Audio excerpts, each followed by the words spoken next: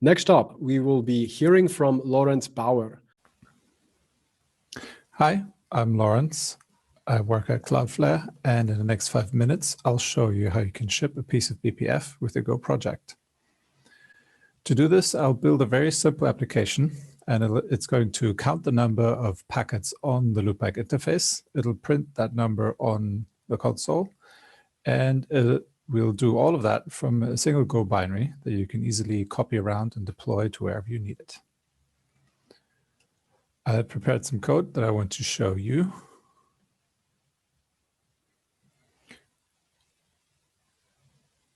There's some headers here. There's the C file with the BPF, and then there's the main.go.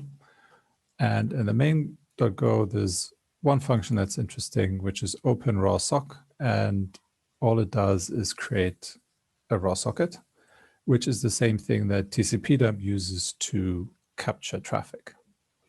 We'll use the same magic to implement our little test program. The logic for that lives in counter.c. There's a map called packets, which stores the counter that I told you about. And there's a BPF program called count packets. And all that does is just whenever it's executed, it'll bump the counter by 1. And then afterwards, it exits. So let me show you how to wire these two things up. And to do this, we're going to use Go generate to run a tool that I wrote called BPF to go. And all that BPF to go needs as arguments is a name, and here I'll use counter, and then the C file that you want to compile. And you can also pass some flags through to Clang, which BPF to go invokes. So here I'll add the include directory that I'm interested in, or that I have in my example project here. And I'll also tell it to optimize the code for good measure. I'll save this and then run generate. And as you can see, there's 4 files that came out of this.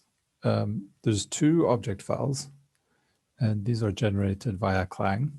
And they contain the compiled BPF and a bunch of other information. And BPF to go parses these object files to generate these Go files, which look like this. The first interesting struct is this thing called counter specs, which has an entry for each program that you've defined in your C file and an entry for each map that you've defined. You can see here there's this count packets program and the packets map. And the specs you can think of as a blueprint of your programs and your maps before you load them into the kernel. There's another interesting struct called counter objects, and that's the same thing just after we've loaded into the kernel. So here we have the program and the map as it is in the kernel, and you can interact with it. Let's do some time travel into the future and pretend that I've just written all of this Go code. And the beginning here and the end are the same as before, but this code is new. So let's walk through it. The first thing you'll do is get the blueprint that I mentioned earlier, the specs. Then you load them into the kernel and you get these objects where we do some cleanup on them. And then create a raw socket on the loopback interface. Now we have all the ingredients for to actually make our program work.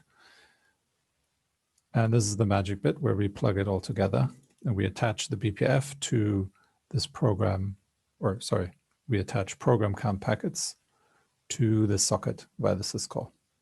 And afterwards, we just have this loop that runs forever, and every second it prints out the packets or the count of packets that we've seen. Let's give this a go. Yep, that worked.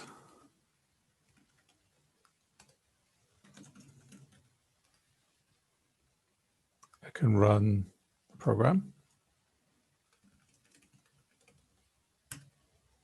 And the program does what I wanted to do after pinging.